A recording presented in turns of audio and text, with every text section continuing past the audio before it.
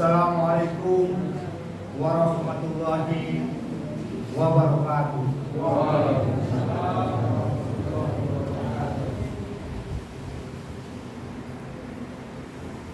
Hamdan katsirun thayyib mubarakan fi kama yuhibbu rabbuna wa yarda.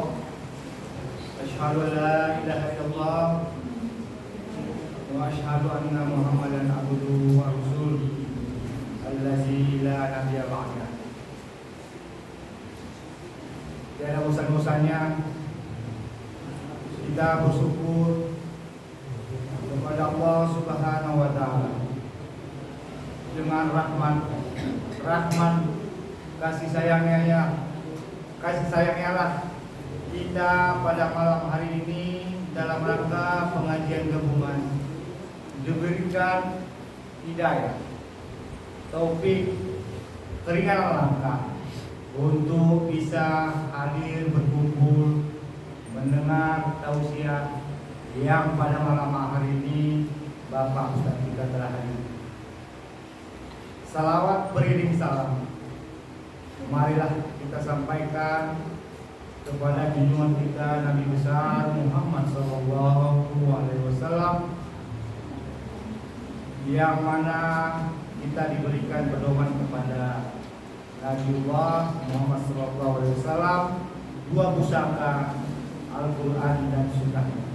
Semoga kita yang hadir di sini insya Allah bisa melaksanakan apa-apa yang disampaikan oleh junjungan kita Nabi besar Muhammad SAW. Dan untuk mempersingkat waktu, tidak lain saya sendiri sini sebagai pembawa acara yang dimaksud dengan protokol pertama. Selanjutnya pengajian pembacaan ayat suci Al-Quran yang akan dibacakan oleh salah seorang Bapak Muhammadiyah. Dan yang ketiga, tausiah ataupun bimbingan ataupun ilmu yang akan diajarkan kepada Bapak Ustaz kita yang telah hadir. Dan yang keempat, pengumuman dari pimpinan ranting bila mana ada dan harus ada. Kelima,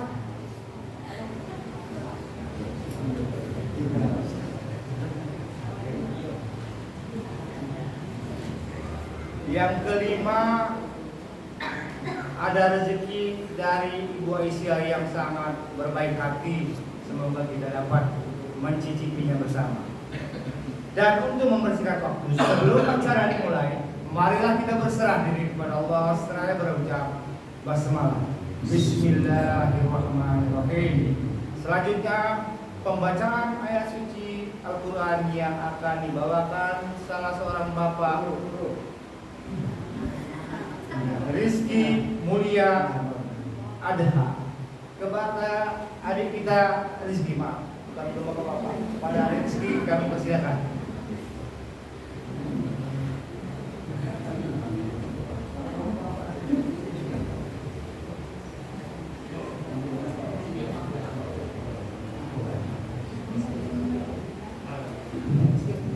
Assalamualaikum warahmatullahi wabarakatuh.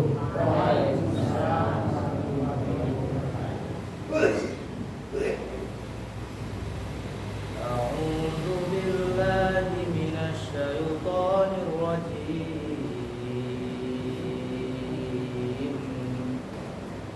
Bismillahirrahmanirrahim.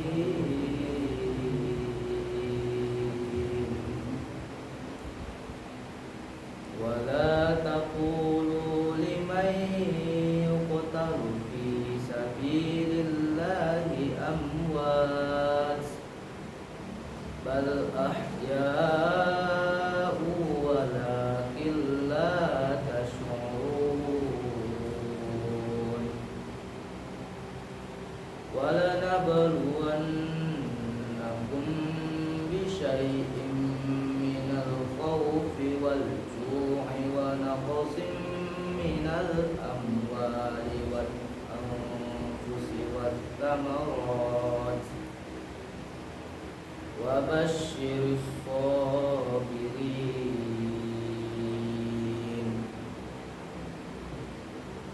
الذين إذا أصابتهم مصيبة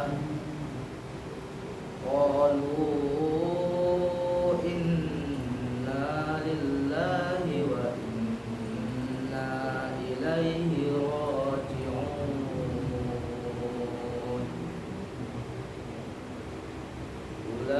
أولئك عليهم صلوات من ربهم ورحمة وأولئك هم المهتدون إن الصفا والمروة من شعائر الله فمن حج البيت أو اعتمر فلا جناح عليه أن يطوف بهما ومن تطوع خيرا فإن الله شاكر عليم. Artinya, dan janganlah kamu mengatakan orang-orang terbunuh di jalan Allah telah mati, sebenarnya mereka hidup tetapi kamu tidak menyadarinya, dan kami pasti akan menguji kamu dengan sedikit ketakutan, kelaparan, kekurangan harta, jiwa, dan buah-buahan, dan sampaikanlah kabar gembira kepada orang-orang yang sabar, yaitu orang-orang yang apabila ditimpa musibah mereka berkata, Inna lillahi wa inna ilaihi raji'un. Sesungguhnya kami milik Allah dan kepadanya lah kami kembali. Merekalah yang memperoleh ampunan dan rahmat dari Tuhan mereka, dan merekalah orang-orang yang mendapat petunjuk. Sesungguhnya Safa dan Marwah merupakan sebagian syiar agama Allah. Maka siapa yang beribadah haji ke Baitullah atau berumrah, tidak ada dosa baginya mengerjakan sa'i antara keduanya, dan siapa yang dengan kerelaan hati mengerjakan kebajikan, maka Allah Maha mensyukuri, Maha mengetahui. Alhamdulillahirabbil alamin. Assalamualaikum warahmatullahi wabarakatuh.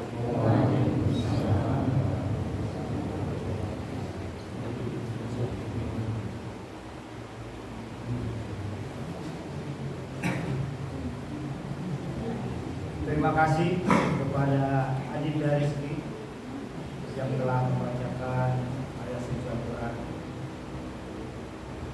yang sangat menegur kepada kita bersama. Jangan kita merasa beriman sama bisa diuji, yang ada dari sebuah macam ujian yang banyak kematian. Dan selanjutnya kepada Bapak Ustadz kami persilakan.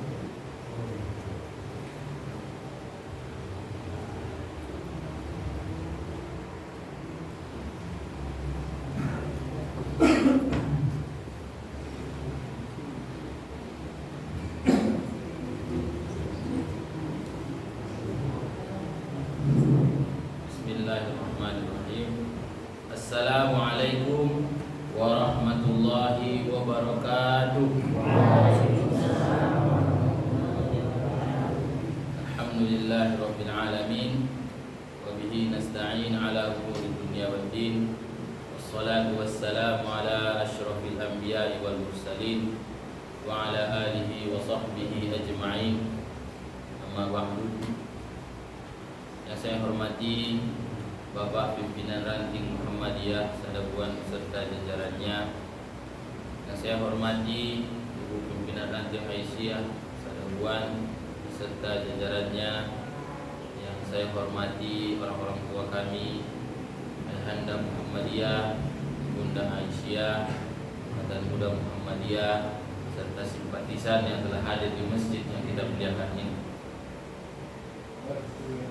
Kembali dan akan selalu kita ingatkan kepada kita semua bersama untuk selalu memuji Allah serta bersyukur atas limpahan nikmat, rahmat serta hidayahnya yang terus menerus Allah berikan kepada kita. yang mana nikmat yang paling besar di antara nikmat semuanya itu adalah nikmat Islam, nikmat hidayah yang Allah berikan kepada kita, sehingga dengan itu kita bisa beramal saleh, berusaha menjadikan kita orang yang bertakwa, menjadikan diri kita orang yang bertakwa dengan mengerjakan perintah-perintah Allah dan menjauhi larangan-larangan. Nikmat hidayah ini, Bapak Ibu yang dirahmati Allah Subhanahu wa taala, itu sebenarnya begitu besar pada diri kita. Pernah seorang laki-laki datang ke Imam Hasan Al-Basri. Dia mengatakan kepada Imam, "Hai Imam, engkau selalu memberikan peringatan kepada kami tentang kerasnya azab. Tapi saya tidak pernah menemukan azab itu menemuiku. Coba lihat diriku, badanku sehat, hartaku banyak, anak-anakku sehat semuanya, baik. Mana azab Allah yang kau katakan?" Maka dengan sangat tenang Imam Hasan Al-Basri bertanya kepadanya lagi, "Wahai sahabatku, apa kau pernah sholat?" Maka dia mengatakan, "Tidak pernah. Makanya aku ingin bertanya kepadamu, mana azabnya?" Aku tidak pernah sholat, tapi tidak ada. Yang ada di pikirannya azab itu ketika mungkin hartanya dicuri orang, badannya terluka, patah tulangnya, atau mungkin anak-anaknya sakit, ada yang meninggal. Itu yang ada di pikirannya, masalah azab Allah. Maka Imam bertanya lagi kepadanya, "Apa kau pernah puasa?" "Tidak pernah puasa." "Apa kau pernah sholat di sepertiga malam terakhir meminta ampun kepada Allah?" "Tidak pernah." Maka Imam Hasan Al-Basri mengatakan kepadanya, "Maka itulah azab Allah kepadamu. Itulah sebenarnya azab Allah yang sudah Allah turunkan kepadamu. Tidak Allah berikan kepadamu hidayah, sehingga nanti Allah akan menyempurnakan azabnya ketika kau sudah masuk ke dalam neraka." Jadi ketika seseorang tidak mau beribadah, tidak terbuka hatinya untuk melaksanakan perintah Allah, menjauhi larangan, maka sesungguhnya dia itu sedang diazab oleh Allah Subhanahu. Maka bersyukurlah ketika hidayah itu masih Allah terus berikan kepada kita. Walaupun kita ini, kalau kita mau mengkaji diri kita, sudah berapa banyak kezaliman yang kita kerjakan, sudah berapa banyak maksiat yang kita kerjakan kepada Allah, tetapi Allah masih terus memberikan hidayah itu. Salawat beriring salam semoga selalu tercurahkan ke junjungan kita Nabi besar Muhammad sallallahu alaihi wasallam. Allahumma shalli ala Muhammad wa ala ali Muhammad. Semoga salawat dan salam tersebut bersambung ke keluarga beliau, ke sahabat-sahabat beliau, kepada orang-orang yang mengikuti beliau sampai hari kiamat. Yang mana kita ketahui jamaah Allah Subhanahu wa taala, Rasulullah itu manusia terbaik yang Allah utus kepada kita, dan beliau sudah mengorbankan banyak hal untuk kita umat-umat. Kalau kita ingat kembali sirah bagaimana Rasulullah SAW ketika datang ke Taif, kemudian orang penduduk Taif itu menghinakan Rasulullah sampai melempar Rasulullah dengan batu, dengan tulang unta, sampai bercucuran darah keluar dari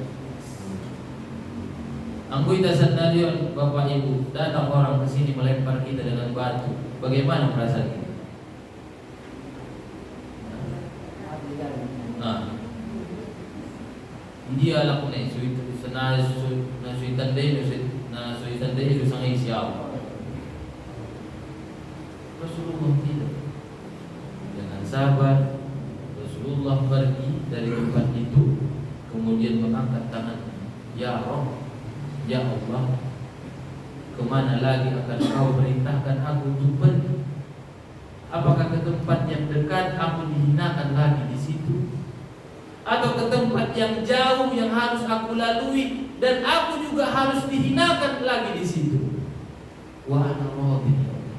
Aku ridho ya Allah, asal Engkau tidak murka kepada. Ini salah satu akhlak Rasulullah SAW yang harus kita usahakan, kita contoh teman-teman. Jangan mudah untuk marah, untuk tersinggung, apalagi hal-hal yang sepele.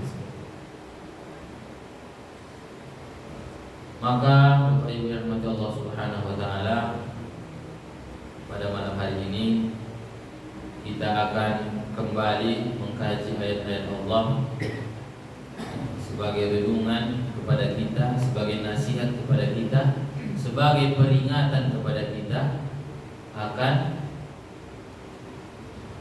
nikmatnya nanti surga kalau kita mau patuh, dan kerasnya azab neraka kalau kita tidak patuh kepada perintah. Pada kesempatan kali ini saya akan membahas sebuah hadis Rasulullah SAW bersabda, yang hadis ini kita bisa temukan dalam buku Riyadhus Shalihin ya. Pertemuan yang lalu saya sudah bahas tentang hadis tentang Riyadhus Shalihin. Ini juga kita bahas tentang hadis Riyadhus Shalihin. Di sini dikatakan an Abi Ishaq Sa'ad bin Abi Waqqas, dari Abu Ishaq yang bernama Sa'ad bin Abi Waqqas radhiyallahu taala anhu, wa huwa ahadil asyrah al-masyhud lahu bil jannah. Yang mana Sa'ad bin Abi Waqqas ini, Bapak Ibu rahmati Allah, termasuk salah satu orang yang dijamin masuk ke dalam surga. Ada berapa orang yang dimasuk yang dijamin Rasulullah untuk masuk ke dalam surga? Ada 10. Siapa saja?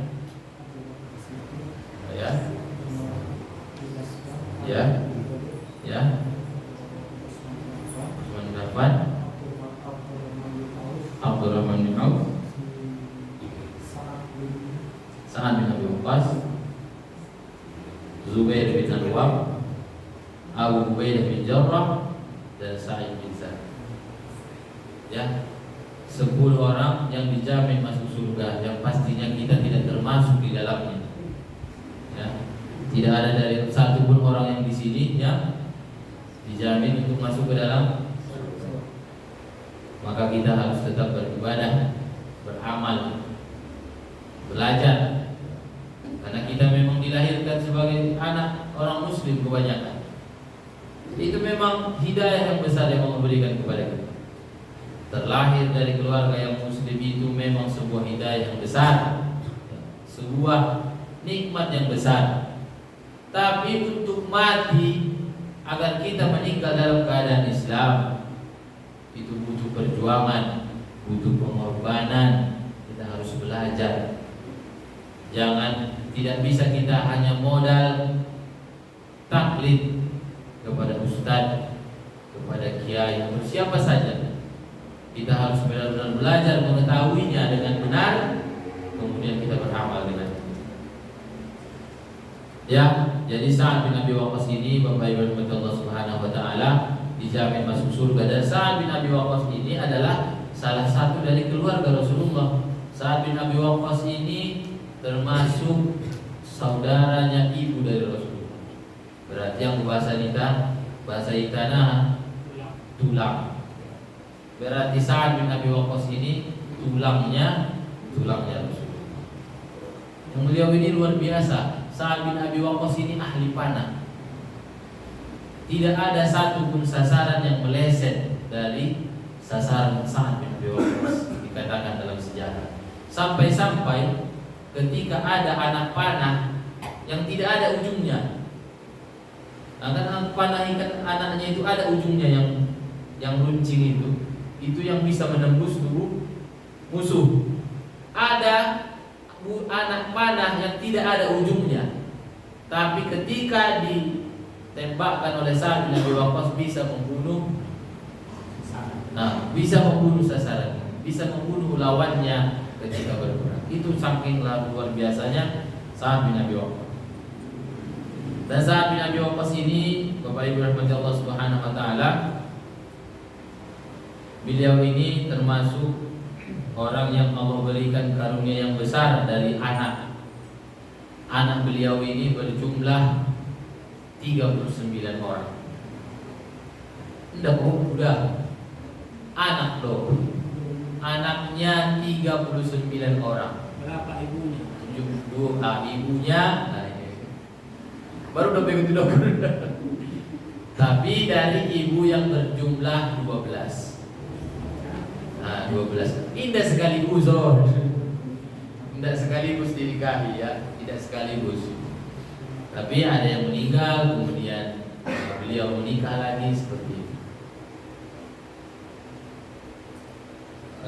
Mungkin segitu saja ya.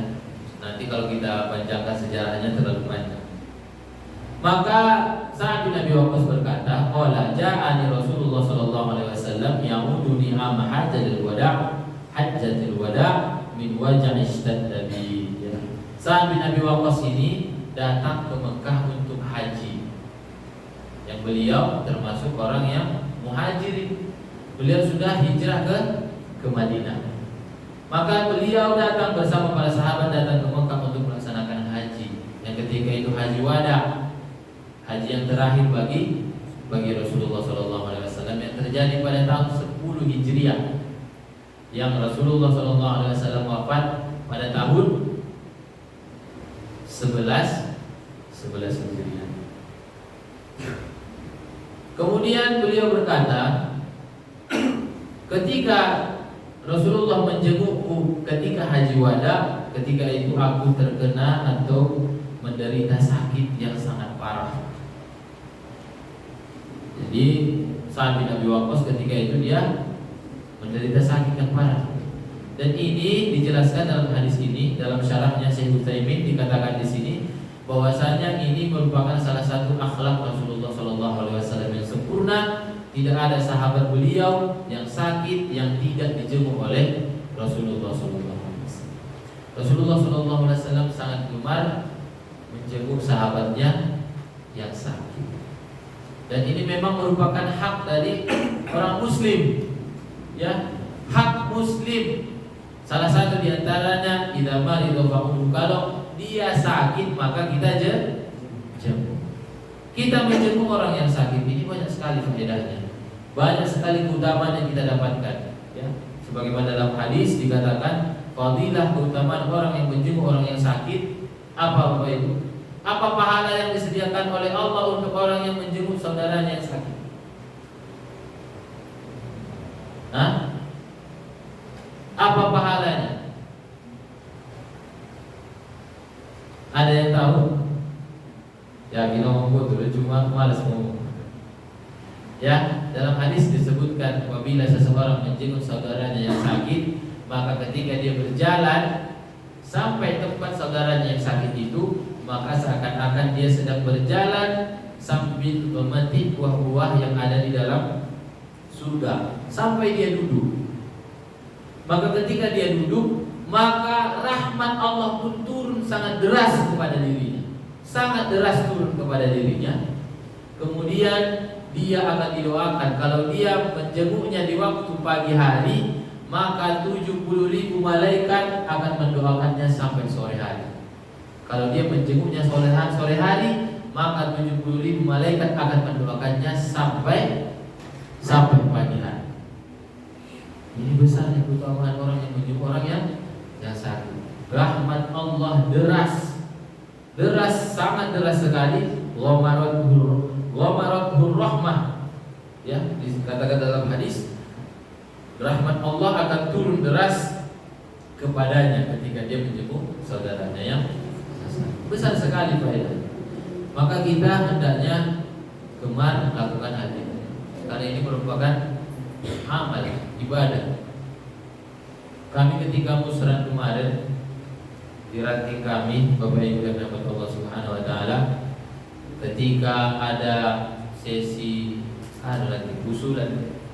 usulan itu, maka Bapak Muhammadiyah ada yang protes ketika ada majelis KKM itu sudah berjalan lama untuk menjenguk orang-orang yang sakit. ternyata keluhan mereka adalah saja doalam anak kehe menjenguk loja api loja. Maka saya ketika itu ingin berkomentar, tapi langsung ditutup oleh pimpinan sidang. Saya ingin mengatakan kalau kalian semuanya malas, biar saja sendiri saja yang datang. Kenapa kita tidak mau ini pahala sebesar ini jemaah? Kalau datang Ustaz Adi Hidayat ke sini, atau siapa yang kita muliakan di Indonesia? Siapa pimpinan Muhammadiyah? Kalau datang ke sini kemudian didoakannya kita, senang kan kita? Senang. Didoakan oleh satu orang soleh yang kita anggap ulama besar mendoakan kita, maka senangnya luar biasa. Maka ini 70.000 malaikat mendoakan kita. Kenapa kita tidak kejar fadilah? Hanya menjenguknya, memberikan kepadanya kata-kata nasihat. Itu faedahnya bagi orang yang dijenguk. Dan untuk yang menjenguk juga mendapatkan fadilah, faedah yang sangat besar. Dia akan menyadari bahwasanya nikmat sehat yang dia rasakan sekarang ini merupakan nikmat yang paling besar yang tidak dirasakan oleh saudaranya yang sedang sakit. Oleh yang sakit itu, Bapak Ibu rahmati Allah Subhanahu wa taala, atau orang yang terkena musibah, itu begitu besar pun ilmunya, pengetahuannya, ya, banyak ilmunya. Ya, mungkin dia seorang ustaz yang sering mendakwahkan, tapi kalau penyakit itu terkena pada dirinya atau musibah itu terkena di dirinya, maka mungkin dia lupa dengan ilmunya sehingga menyedihkan hatinya. Saya kemarin pernah takziah bersama Ustaz Nasrul, kebetulan Ustaz Mukhlisku juga ya, Mandiang Bang ini yang punya percetakan Seroja. Ustaz Nasrul ketika itu bercerita bahwasanya ketika istri beliau meninggal, beliau kita tahu ilmunya luar biasa, banyak berdakwah. Tapi ketika musibah itu mengenai diri beliau, sedih itu luar biasa, bisa menghilangkan ilmu, melupakan ilmu yang kita miliki. Sampai-sampai ketika itu Ustaz Nasrul selalu menziarahi istrinya setiap 5 waktu sholat. Datang ke ziarah kubur.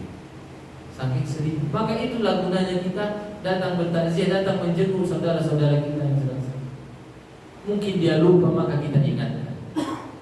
Kita ingatkan sehingga berkurang kesedihannya. Ingat lagi dia bahwasanya itu semua menggugurkan dosanya, maka semakin tenang hati. Kalau tenang hati itu sudah tenang, ya, pikiran itu tidak galau lagi, maka akan semakin cepat untuk bisa sembuh. Itu gunanya kita menjenguk. Maka bapak-bapak, ibu-ibu dan Allah Subhanahu wa taala, dikatakan di sini Sa'ad bin Abi Waqqas dijenguk oleh Rasulullah. Faqultu ya Rasulullah, inni qad balaghani minal wajhi ma tara. Sesungguhnya aku sedang mendapati penyakit yang sangat parah sebagaimana yang engkau lihat. Wa ana dzu malin wa la yarithuni illa ibnatun wa ibnatun li. Dan saya mempunyai harta yang cukup banyak dan tidak ada yang aku miliki dari ahli waris kecuali hanya satu anak perempuan yang aku miliki. Nah, ini ketika itu Sa'ad bin Abi Waqqas hanya memiliki satu anak. Yang kita ketahui tadi di akhir hayatnya Sa'ad bin Abi Waqqas mempunyai hampir 39 anak, 17 laki-laki, 12 perempuan. 29 ya. 29. Maka Sa'ad bin Abi Waqqas mengatakan, apa atasaddaqu bi thulutsai mali? Bolehkah aku bersedekah dengan 2/3 hartaku? Bolehkah aku bersedekah 2/3 hartaku? Maka kata Rasulullah, la, tidak boleh. Yang ketiga itu Sa'ad bin Abi Waqqas, dalam buku ini dijelaskan, saat itu Sa'ad bin Abi Waqqas merasa tidak ada halangan baginya untuk bersedekah 2/3 hartanya. Hartanya banyak. Kalau dia tinggalkan sepertiga saja untuk anaknya yang hanya berjumlah satu, itu pun hanya perempuan, maka tidak ada masalah baginya. Mungkin saking besarnya nilai hartanya, kalau dia tinggalkan sepertiga, maka itu sudah sangat banyak untuk anaknya perempuan. Tidak ada halangan baginya ketika itu dia berpikir. Tapi sebagai seorang muslim, kita tidak boleh mendulukan perasaan kita dalam masalah syariat, apalagi masalah fikih. Ya, tidak boleh kita mengandalkan perasaan kita. Kita harus bertanya kepada yang ahlinya. Maka beliau bertanya ke Rasulullah, apakah boleh aku bersedekah 2/3 hartaku? Maka Rasulullah mengatakan tidak boleh. Qultu fasyatru ya Rasulullah, kalau setengah boleh ya Rasulullah? Maka Rasulullah mengatakan tidak boleh. Maka kemudian fasulutu ya Rasulullah, kalau aku menyedekahkan 1/3 hartaku ya Rasulullah, maka qala az-thulutsu was-thulutsu katsir atau kabir. Maka kata Rasulullah, 1/3 boleh, tapi walaupun 1/3 itu sebenarnya sudah banyak dan sudah besar. Dalam penjelasannya di sini dikatakan oleh Abu Bakar As-Siddiq bahwasanya yang lebih afdal adalah di bawah dari 1/3. Kalau kita ingin bersedekah keluar, maka tidak boleh melebihi dari 1/3 dari jumlah harta kita. Tidak boleh lebih dari 1/3. Tapi yang lebih afdal tidak sampai 1/3. Ar-rubu al-khumus afdal kata Abu Bakar As-Siddiq. Itu 1/4 atau 1/5 itu lebih afdal dan kita keluarkan keluar daripada kita keluarkan 1/3. Maka kalau ada orang yang berwasiat, dia punya rumah 2, dia punya anak misalnya 4, kemudian dia berikan 1 rumah itu untuk 1 orang anaknya yang nilainya sudah lebih dari 1/3, maka wasiatnya batal, tidak berlaku wasiatnya. Kemudian kenapa Rasulullah mengatakan seperti itu? Innaka antadhara warasataka aghniya khairun min antadharahum 'alatan yatakaffafuna an-nas.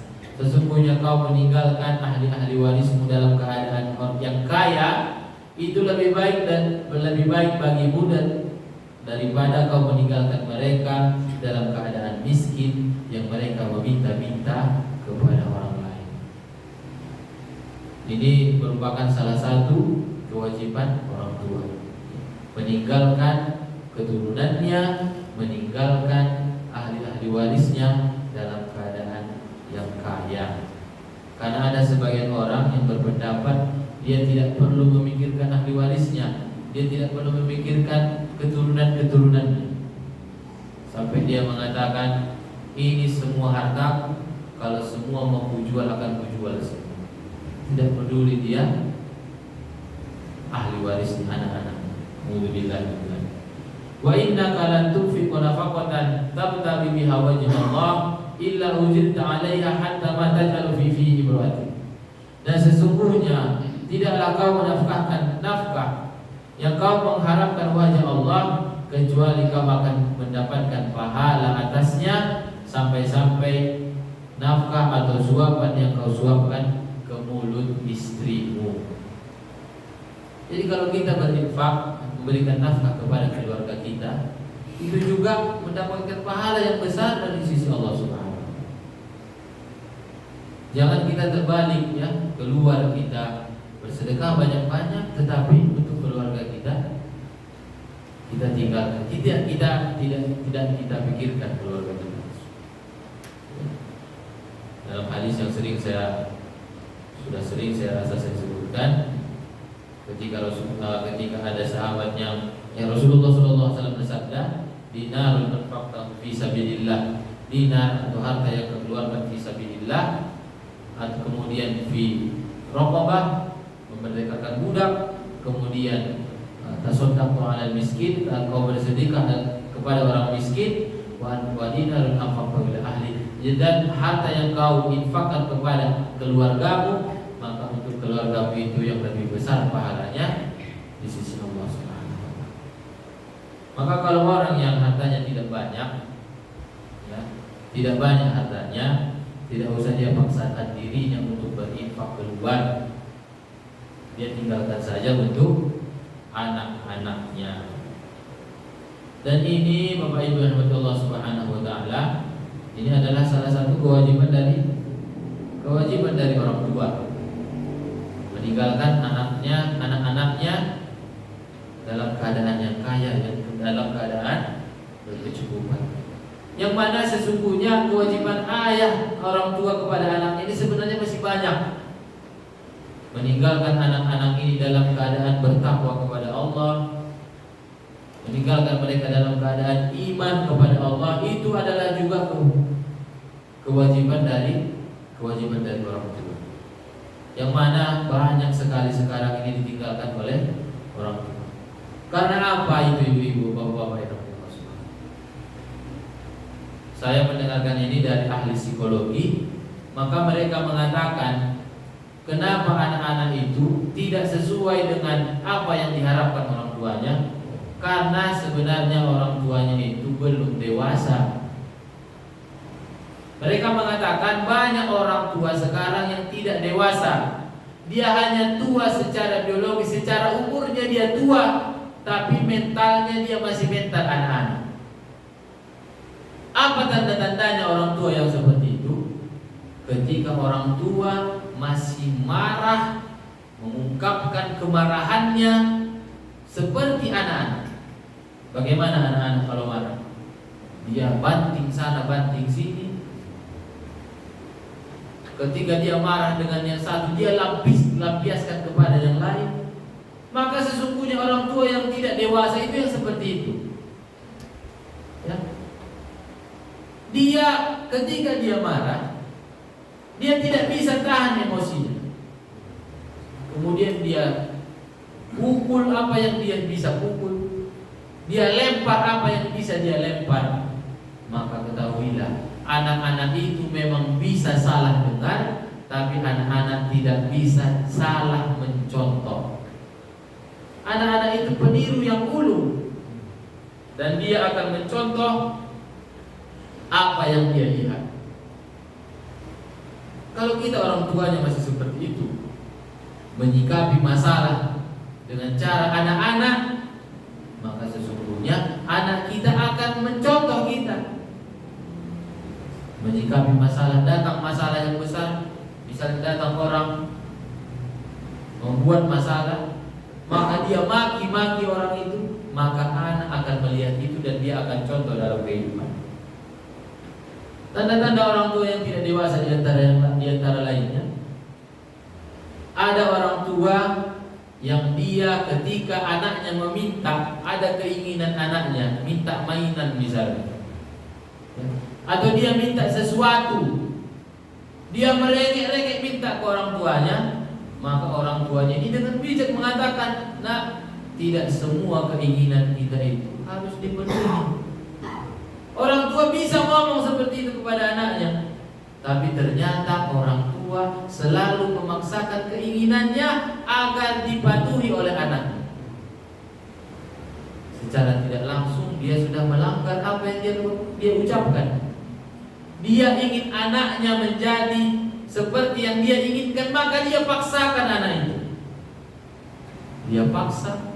Kemudian ketika anaknya tidak mau, maka akan keluar kata-kata yang kasar, keluar dari dirinya, keluar dari mulutnya, menunjukkan ketidakdewasaan. Ketika ada hal yang tidak sesuai dengan hatinya, maka dia langsung teriak kepada anaknya. Padahal anaknya di situ dekat, tapi dia teriak. Kenapa dia teriak? Kenapa ada orang tua yang meneriak? Menyonggak dia.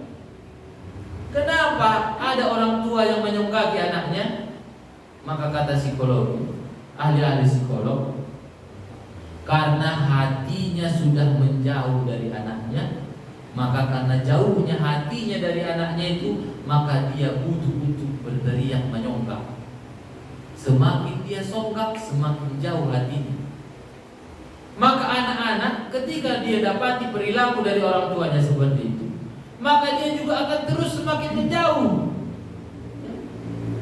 Saya ingat perkataannya kali lebih berat kalau saya kata.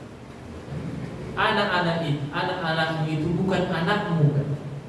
Kau bisa mengurung jasadnya, tapi kau tidak bisa mengurung pikirannya. Kau bisa mengurung dia sekarang, tapi ketika dia bisa bebas nanti, dia akan pergi yang jauh dari diri. Maka kita harus mendidik anak itu, ibu-ibu, bapak yang Allah Subhanahu wa ta'ala, dengan cara yang baik, dengan cara yang dewasa. Dan agar menjadi dewasa, orang tua ini butuh untuk terus belajar. Butuh untuk terus belajar. Kenapa? Didikan orang-orang zaman dahulu tidak sama dengan didikan orang-orang zaman sekarang. Zamannya sudah berbeda. Kalau ahli psikologi itu menganalogikannya seperti ini. Gadget tahun dulu sama gadget tahun sekarang ini sudah beda. Apa gadget? TV lah kita bilang ya. TV zaman dulu, kalau dia rusak bergaris-garis, biar cara patuli. Di toko pak. Nah, bedo guys, di toko musik. Di toko maka bagus. Mental orang dulu memang seperti itu. Akun di toko aja baru guys, tapi tidak merusak gadgetnya, tidak merusak anaknya, tidak merusak orang-orang yang hidup di zaman ini. Tapi kalau zaman sekarang, kita lihat gadget sekarang ini memang canggih, luar biasa. Tapi ketika dia rusak, kita toko malah hancur. Blank LCD naik. Blank LCD-nya kalau kita ganti LCD malah akan lebih mahal daripada kita beli TV yang baru. Maka cara mendidik ini, Bapak Ibu yang dirahmati Allah Subhanahu wa ta'ala, itu butuh terus update. Kita harus terus belajar. Bahkan orang tua yang anaknya sudah menikah sekalipun, ya, dia juga harus tahu cara bagaimana mendidik anaknya. Bukan hanya anak-anak yang kecil saja, anak-anak yang sudah dewasa. Anak-anak yang sudah dewasa itu di mata orang tuanya, setua apapun kamu itu anaknya. Dia akan menganggap kau itu anaknya yang butuh kasih sayangnya. Maka kita harus terus belajar itu. Allah Subhanahu wa ta'ala. Ya, cara mendidiknya harus berbeda. Tidak bisa seperti zaman yang dahulu, zaman sekarang ini. Zaman sekarang ini kita harus lebih banyak bersentuhan dengan anak-anak. Ya, jangan sikit-sikit kita mau teriak saja dari kita dijolong, misalnya anak kita di belakang, teriak-teriak, ucap. Gak bisa. Seberapa banyak pun kita teriakkan anak itu, misalnya mandi kau nak, udah jam 7 udah mau sekolah. Nah, apalagi dia tapi coba datangi dia, peluk dia, nak, sudah mau jam 7, sudah mau cepat mandi. Maka dengan sentuhan-sentuhan itu mereka akan bisa langsung menangkap, akan langsung menerima informasi-informasi yang ingin kita sampaikan. Ya. Jangan kita orang tua ini, Bapak Ibu yang dirahmati Allah Subhanahu wa ta'ala, jangan kita mau menang sendiri. Kita itu perlu menjadi dewasa, bukan menjadi dewa yang tidak ada salahnya. Ya. Orang tua itu semua dia merasa tidak ada salah pada diri. Maka semua yang dilaksanakan anak itulah yang salah. Dia tidak pernah salah. Orang tua seperti inilah orang-orang tua yang belum dewasa, sehingga dia tidak bisa mendidik anaknya dengan baik. Ya. Itu tadi kewajiban lain ya Bapak Ibu yang dirahmati Allah Subhanahu wa ta'ala. Selain kewajiban tadi kita meninggalkan anak kita dalam keadaan harta yang mencukupi, maka kita juga harus mendidik mereka dengan cara pendidikan yang terbaik. Banyak dari kita itu tidak mau mengakui kesalahan kita. Bahkan kita tidak tahu mengungkapkan perasaan yang kita rasakan. Kita bingung mau marah, Ya, kita mau marah tapi kita tidak tahu mau mengungkapkannya seperti apa. Akhirnya dopak sajona nakalu. Coba kita komunikasikan dengan anak-anak kita itu. Kalau kita marah, dia melakukan kesalahan, yang kita transfer kepada dia itu bukan emosi kita. Yang kita transfer kepada anak itu adalah informasi kalau dia itu salah. Dan kita juga salah karena kita tidak bisa sabar. Maka katakan kepadanya, nak, iya Pak, ayah atau ibu atau umat tadi memang kurang sabar dalam menghadapi, tapi yang kau lakukan itu salah. Yang kau lakukan itu salah, jangan kau perbuat lagi, sehingga mama atau ayah tidak marah lagi kepadamu. Maka maafkan ayah, maafkan mama. Ketika tadi marah, kita sama-sama belajar bagaimana artinya, bagaimana menjadi orang yang sabar. Jangan kita tuntut anak-anak kita itu sabar kalau kita bisa mengaplikasikan pada diri kita sendiri agar untuk menjadi orang yang sabar. Kita sabar dulu, baru anak-anak kita itu bisa sabar. Kita mau anak kita hafal Al-Quran misalnya, selain kita sekolahkan dia, kita tunjukkan juga kepada mereka kita juga mau menghafal. Ayo nak, kita sama-sama menghafal. Walaupun otak ini sudah bebal, sudah payah untuk menghafal, kita tunjukkan kepada dia kita juga mau menghafal. Ibu-ibu sambil masak, ayah-ayah sambil bekerja, sambil pature, kobut, sambil di kendaraan. Saya alhamdulillah sampai sekarang kalau saya dengan anak saya yang laki-laki itu di kendaraan sambil mengantar kakaknya pergi ke sekolah SD Muhammadiyah 3, kami selalu baca surah. Mulai dari rumah saya baca sampai Isma Rabbikal A'la sampai di sana selesai. Dari sana pulang ke rumah hal ataka hadithul ghasyiyah sampai pulang. Tidak sampai seminggu anak ini sudah hafal. Sudah hafal dia. Enggak ada saya ajari. Dia cuma dengar, kemudian dia ikuti, tiba-tiba dia ikuti pelan-pelan, dia ikuti, dia dengar, dia ikuti, maka dia hafal. Maka begitulah contoh yang harus kita berikan kepada anak-anak kita. Kemudian Bapak Ibu rahmati Allah Subhanahu wa taala, di akhir hadis ini inilah inti bahasan kita. Maka Sa'ad bin Abi Waqqas berkata, "Qala faqultu ya Rasulullah, ukhallifu ba'da ashabi ya Rasulullah, apakah aku akan tertinggal dari sahabat-sahabatku?" Sa'ad bin Abi Waqqas takut ketika itu sahabat-sahabat yang pulang ke Madinah. Sementara dia karena masih menderita sakit yang parah, masih tertinggal di Mekah. Maka Rasulullah mengatakan, innaka lan tukhallafa fa ta'mal amalan tabtaghi wajh Allah illa zadta bihi darajatan wa rahmah. Sesungguhnya kau tidak akan tertinggal wahai Sa'ad bin Abi Waqqas, walaupun engkau tertinggal di Mekah, tapi kau mengerjakan amalan-amalan yang engkau mengharapkan wajah Allah, sesungguhnya kecuali kau akan ditambahkan Allah derajat dan ketinggian di sisinya. Ya. Jadi Sa'ad bin Abi Waqqas ini Bapak Ibu rahmati Allah Subhanahu wa taala, sesuai dengan tema kita, sempurnakan hijrahmu. Mereka sahabat-sahabat Nabi yang ketika itu sudah hijrah dari Mekah. Mereka sudah meninggalkan semuanya di Mekah. Mereka hijrah untuk Allah dan Rasulnya, mereka pindah ke Madinah. Maka mereka tidak mau hijrahnya tidak sempurna. Mereka ketika telah terpampang di diri mereka muhajirin, mereka mau meninggal, mereka mau beramal sampai meninggal dunia itu di kota Madinah. Memang ada satu hadis Bapak Ibu rahmati Allah yang menjelaskan bahwasanya barang siapa yang bisa meninggal di kota Madinah, maka dia mendapatkan fadilah. Rasulullah akan memberikan kepadanya syafaat dan Rasulullah akan menjadi saksi baginya hari kiamat.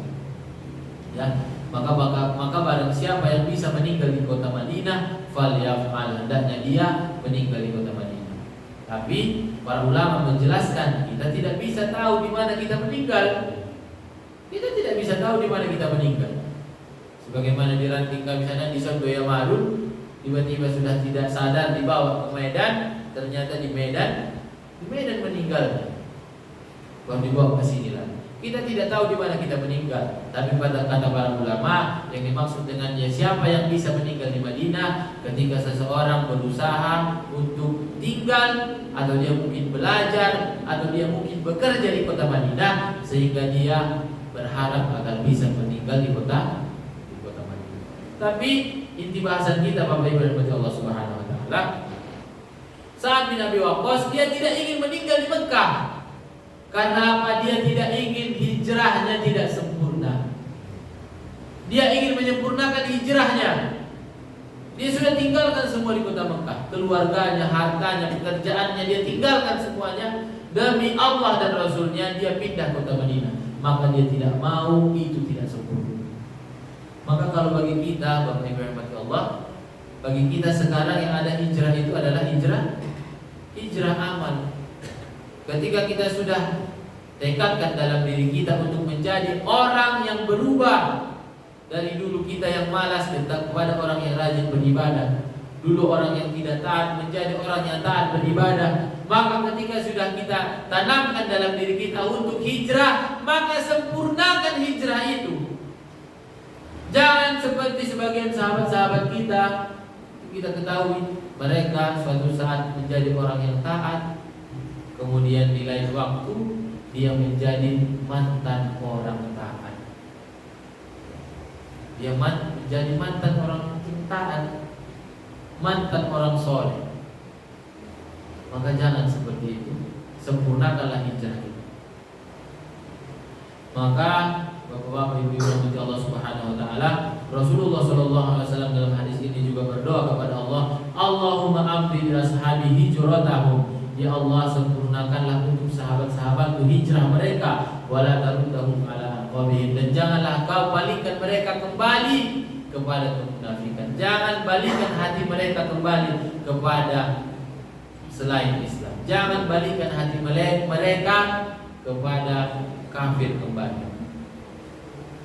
Ini pengertian yang pertama. Pengertian yang kedua, kata para ulama, Syekh Utsaimin mengatakan di sini, jangan kau balikkan mereka ke Mekah, tapi tetapkanlah hati mereka tetap berada di Madinah.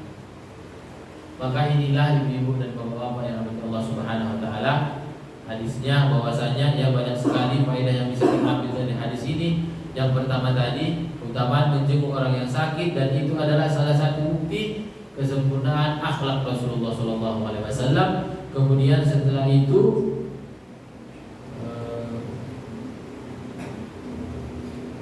meninggalkan anak warisan ahli waris kita dalam keadaan yang kaya itu lebih baik daripada meninggalkan mereka dalam keadaan yang miskin dan meminta-minta kepada manusia. Kemudian jemaah yang Allah Subhanahu wa taala, faedah yang lain yang bisa kita ambil dari sini adalah tidaklah nafkah yang kita berikan kepada keluarga kita itu akan menilai pahala yang besar di sisi Allah Subhanahu wa taala, bahkan suapan yang kita suapkan ke mulut istri. Pernahnya bapak-bapak sih menyuap istri? Waktu sakit. Imeya. Waktu dulu, waktu masih muda, waktu baru-baru. Oh, sering atau ya. Maka seringlah suap-suapan suami istri. Karena apa Bapak Ibu dan Allah Subhanahu wa taala?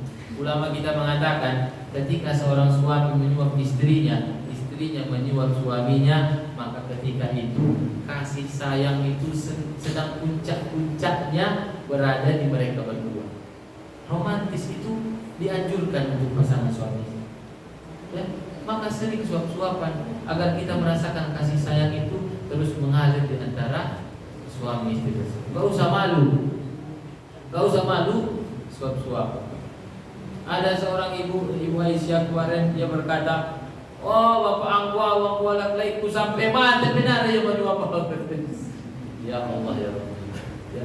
Maka saya bilang, Bu, kalau gitu tolong nanti jangan tong dibuka orang, jangan di tempat yang ramai. Ketika berdua datangi dia, pijat dulu, kusuk dulu, kemudian senangkan dulu hatinya. Suap, bisa jadi dia berubah menjadi orang yang romantis. Sering-sering kita suap-suapan ya. Asik satu. Ya sering-sering. Itu nggak salah itu. Nggak salah. Maka kemudian setelahnya faedah yang bisa kita ambil adalah tadi menyempurnakan hijrah kita. Sempurnakan hijrah kita. Kalau sudah kita tekadkan untuk menjadi orang yang taat, maka jangan mau lagi mundur dari situ. Jangan mau mundur.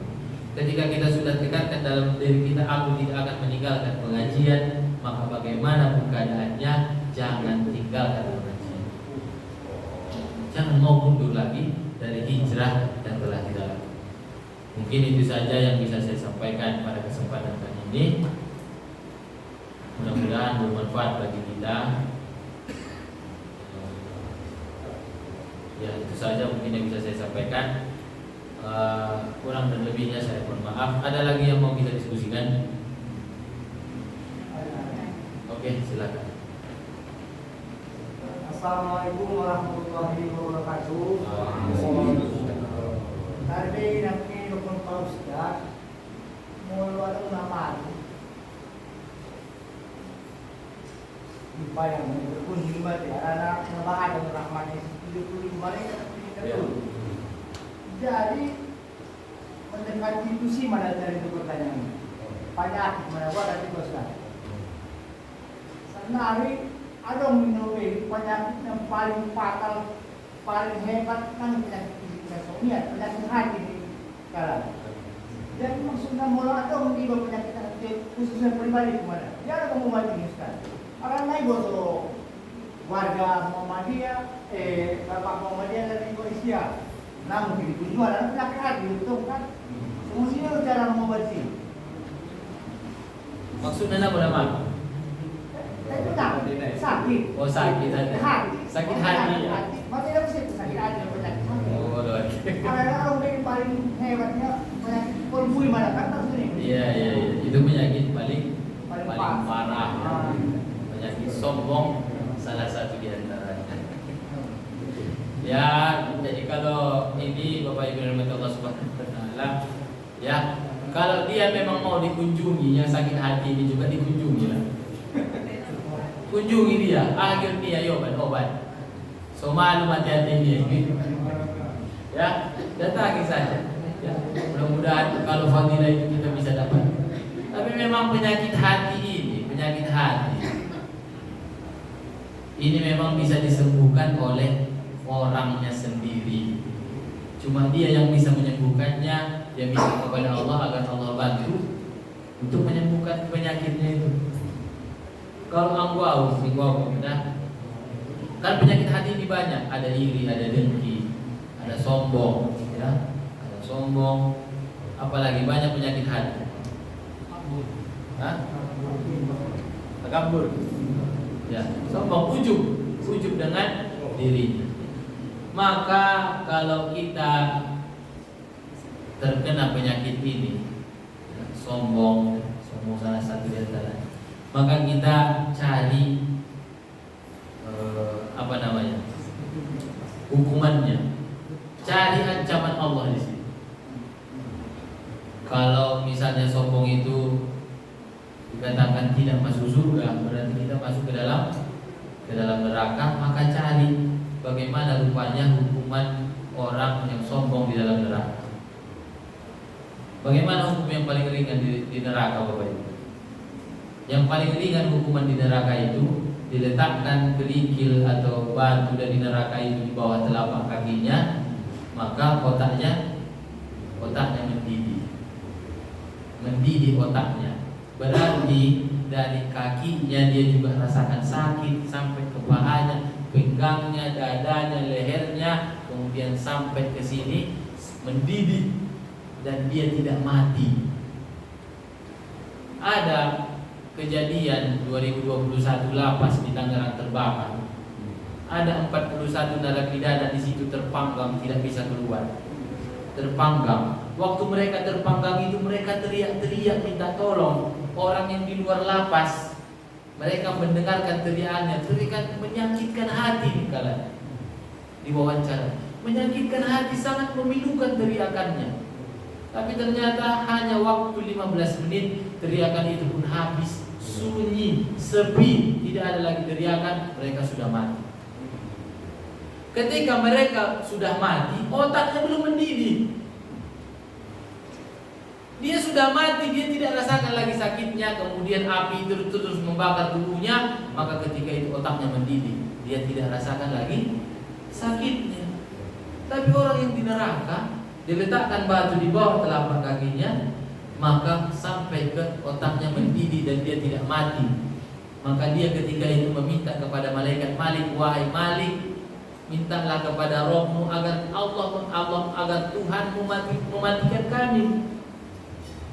Mematikan kami saja, kami tidak tahan.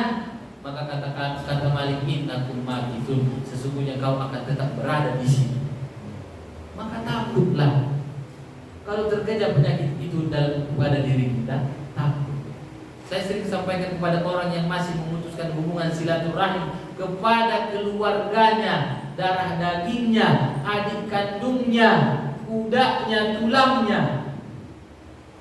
Kalau masih berkeras hati, masih merasa dia lebih mulia, tidak mau datang duluan, setidaknya takut akan azab Allah. Ya, dikatakan la yadkhulul jannah qati' rahim, tidak masuk surga orang yang memutuskan silaturahim. Maka takut azab Allah sajalah. Maka dengan itu maka kita bisa melunakkan hati. Saya pun sering dimusuhi saudara-saudara saya waktu itu. Tapi karena takutnya saya tidak masuk ke dalam surga. Takut saya masuk ke dalam neraka. Ketika rasa sombong itu datang, audu abangna, gak mungkin saya datang kepada dia adik saya. Tapi saya baca lagi ancaman di neraka. Maka ketika itu segera saya beranjak ke tempat adik saya. Bagaimanapun pendapatmu kepadaku, adikku, kau adikku, maafkan. Begitu bapak-bapak yang namanya. Saya tahu bahkan keluarga saya sendiri banyak masih memutuskan hubungan silaturahim di antara keluarga. Hanya gara-gara hanya gara-gara pembagian warisan. Hanya gara-gara utang motor, utang epeng. Ya, kenapa? Takutlah azab Allah. Itu tadi yang paling ringan itu. Bagaimana yang dicelupkan kakinya, yang di bawah kakinya saja sudah mendidih otaknya. Bagaimana dicelupkan kakinya sampai semata kaki? Ada yang dicelupkan sampai lutut, ada yang sampai pinggang, ada sampai leher, ada yang dibenamkan semuanya. Orang-orang munafik itu malah letaknya di mana? Di kerak-kerak setidaknya takut kan? Ya. Bakar tangan kita, kata Rasulullah SAW, panasnya api yang ada di dunia itu hanya 1 bagian dari 70 bagian panasnya api neraka. Maka kalau masih besar egonya, setidaknya takutlah atas azab Allah Subhanahu wa taala. Begitu juga penyakit tadi, sombong, merasa dia lebih hebat daripada orang lain, merasa lebih pintar, sehingga merendahkan orang lain. Takutlah ancaman Allah Subhanahu. Mungkin ada lagi? Mungkin sekian saja ya. Sekian saja Bapak Ibu yang berkata Allah Subhanahu wa taala. Saya yakin banyak dari yang saya ucapkan ini yang salah. Saya bermohon, saya benar-benar memohon ya. Kalau ada yang salah dari yang saya ucapkan, mohon saya diperingatkan, dikasih tahu salah ya, yang diceritakan di belakang. Saya dari awal sudah saya mintakan ini kepada Bapak Ibu ya, agar jangan terjadi hal-hal yang merugikan di antara kita. Kalau Bapak Ibu ngomong di belakang itu jadi ghibah, rugi Bapak Ibu. Langsung bilang sama saya itu salah. Soalnya saya gak akan mau membenar-benarkan pendapat saya kalau itu memang salah. Ya, kembali kepada orang-orang tua yang saya tuakan di sini, yang saya hormati. Kalau saya ada salah, mohon dinasihati saya secara langsung. Mungkin sekian saja. Saya mohon maaf boleh lagi kepada Allah, saya mohon ampun. Wabillahi Wabillahi taufiq wal hidayah. Assalamualaikum warahmatullahi wabarakatuh.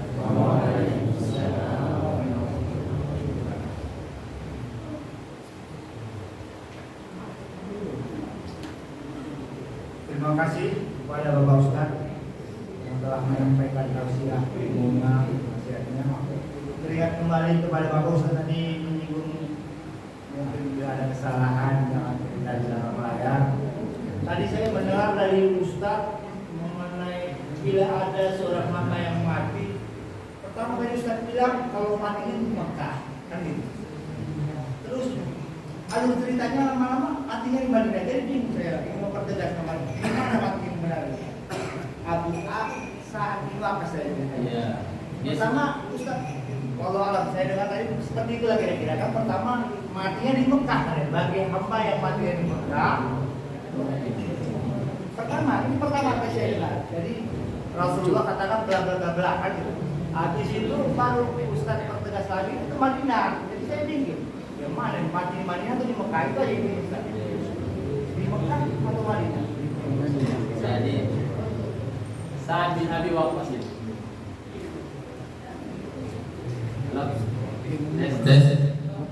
Jadi Sa'ad bin Abi Waqqas itu dia sebenarnya belum meninggal. Dia di situ sakit parah. Tapi dia sudah menyatakan dirinya hijrah ke Madinah. Orang yang hijrah itu dari mana? Dari Mekah ke Madinah. Maka dia mau menyempurnakan hijrahnya. Dia tidak mau meninggal di Mekah. Dia maunya meninggal di Madinah. Seperti itu. Artinya apa? Dia mau ketika dia sudah hijrah, maka dia mau sempurna hijrahnya. Jangan setengah-setengah. Jangan dikembalikan lagi dia ke Mekah. Karena dia sudah tinggalkan semua di Mekah. Dia mau meninggal di Madinah. Terima kasih Ustaz. Tausiahnya kembali kami meminta kepada Bapak kita nanti kepada Bapak kami bersilakan.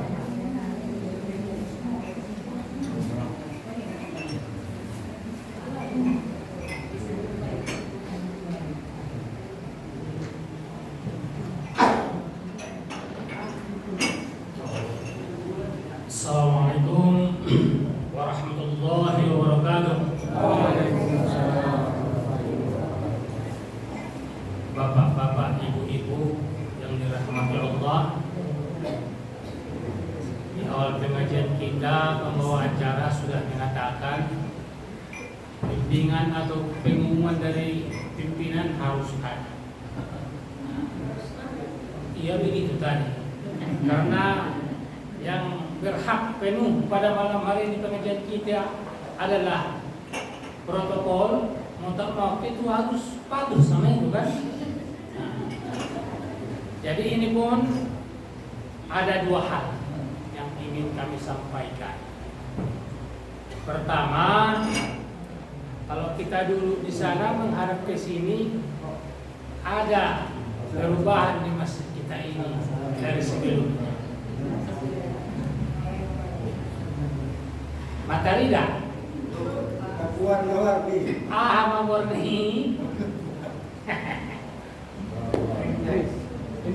jadi on sedang ada tuh uji coba. Artinya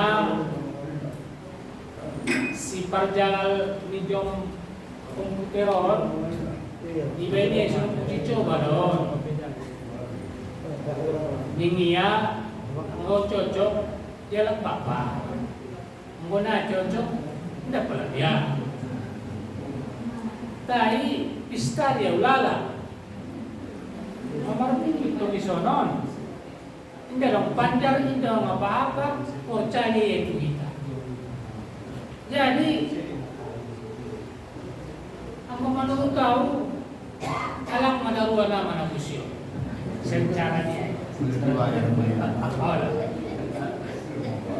Nah, kalau dibayar panjang sampai 1.000 pindah dong. Kalimatnya sini dong. Oleh yang kira ya apa-apa, kenapa lebih ya?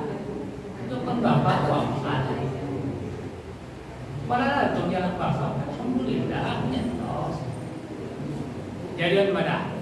martipe-tipe on naipasang niyaon termasuk kategori ukuran besar panjang kali dapat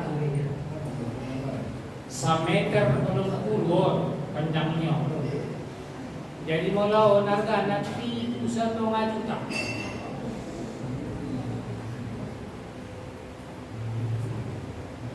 Tayo pala itay kajan ni Ustad Rasulullah tutahin irama ni Lulba sampai mengunculkan darah tidak mengamuk dia. Kita pikir satu maju tahun mawak na kita mengamuk di dalwayon. Kaya waktu na pala napit satu maju tahun nagurunay. Ito runay harga na 5 satunga, harga net napakalapas ng 5 juta. Jadi apa buat matu kita sudah? Kita contoh Rasulullah kita saja menjadikan setiap kali pertemuan Rasulullah sebagai contoh teladan bagi kita. Ulah ucapannya menibadi munafik deh. Kalau sudah tidak dikorak dinaraku pusing apa ya Tuhan? Nah butuh sangat. Kalau nak dikorak dinaraku yang mau baru yang mengaji, solat 5 waktu, tahajud pe, puasa pe. Tu korak dinaraku yang pusing ba? Asih munafik kita tu. Ino ko diba mengikuti mental Rasulullah? Tidak betul. Irapannya lagi ya sampai marmudah. Indah kalau mengamuk dia indah kalau baru siap. Super itu dia Tuhan langsung dilen Tuhan balasan dan bisa. Tapi indah sabar dia. Jadi on madah Bapak Ibu sekalian, miharokot kita aso berlapang dada membagi rezeki dalam pelunasan hidup tahun. Iman nomor 1. Nomor 2 ada musim don kota Tanjung Balai. On manawag Muhammadiyun sonangna. Sonangna tong mengantarkan kita ke pintu gerbang surga. Ang bonara, monosorain darah. Ada musim proposal di pimpinan daerah Muhammadiyah Kota Tanjung Balai. Isina secepatnya ko pelitawajan sa bukod. Nono naron mata. Sementara dia dah bagi mamuak. Lambat makatuay mamuak pinti. Amar keroncong-keroncong kampung tengah kan petunggalan. So cepat alai butuh dana 600 juta.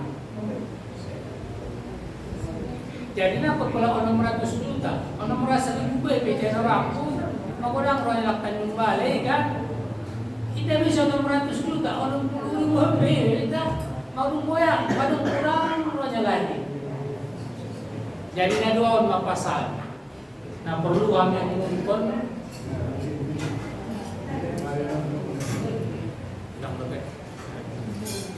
Berginon Parjolo Joming doon na siaga 5 juta yang kita buat dari wala adong nagot tubakas mangido kulang tersonggot na informasyon so ngoni indon proposal ni Muhammadiyah Tanjung Balai yon. Kita dengan keluarga Muhammadiyah, saudara keluarga Muhammadiyah, ang itu tolong kita. Jadi anggota warga infak keikhlasan na itu sebenarnya.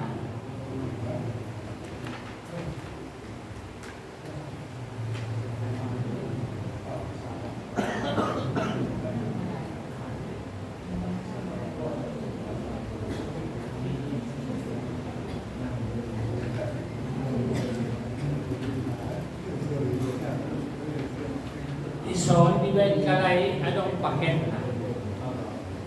Paket na paling menek. Paket si Sabaropat noon. Artinya, pala dikituan si tertulis noon na menek na menurut proposalnya leyon. Nang babahan kaya lang naman rin.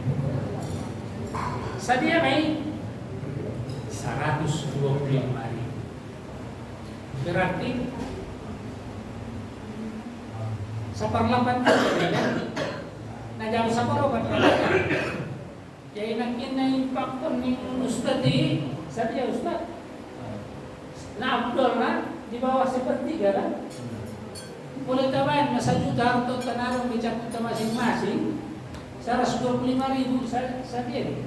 Seperlapan doang kan? Dia jawab separokan. Berarti Abdul doang.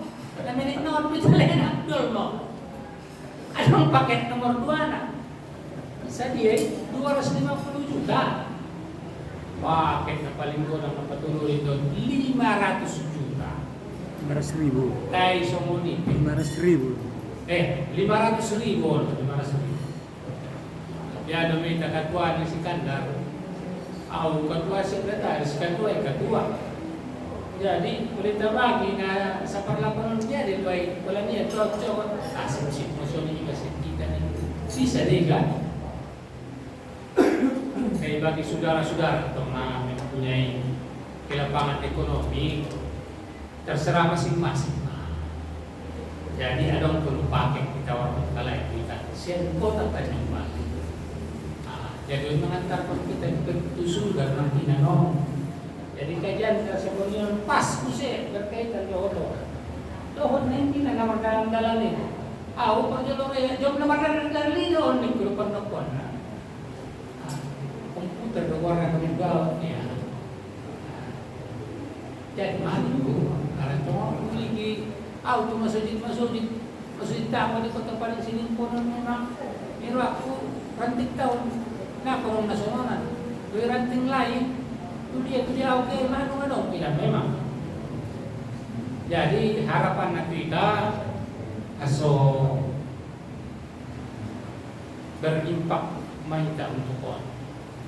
Jadi menyongsong musrah. Insyaallah tanggal 15. Coba tanggal 30. Berarti 2 minggu naik mawak musrah mereka. Pesta demokrasi diranting. Jadi diharapkan kita aso sama-sama mendukung sepenuhnya pelaksanaan musrata di tanggal 15 Oktober 2020 menakero.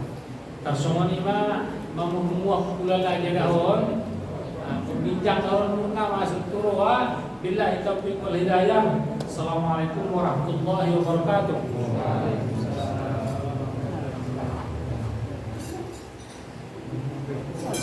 Terima kasih kepada Bapak Pimpinan telah menyampaikan pengumumannya. Karena ditentukan jumlah infak kita pada malam hari ini berjumlah Rp320.000. Alhamdulillah, acara dengan acara telah berlalu dan tidak sudah dipermata. Marilah tutup acara infak kita ini dengan berserah diri kepada Allah serta ucap hamdalah. Alhamdulillahirabbil alamin. Assalamualaikum warahmatullahi wabarakatuh. Waalaikumsalam.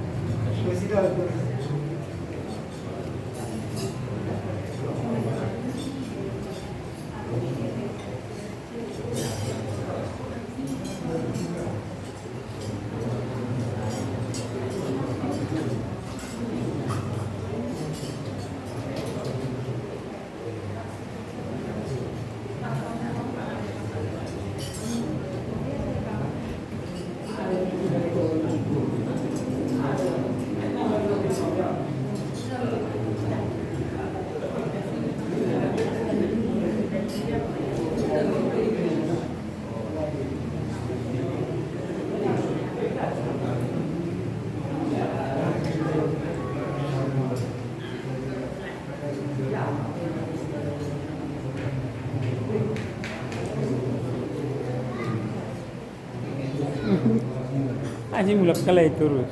Harus mampu Ustaz. Nah, kalau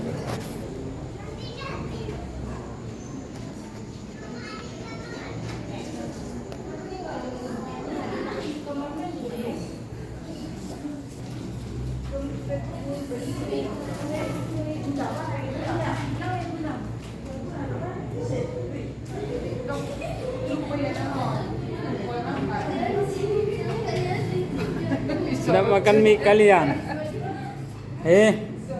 Nggak makan kalian.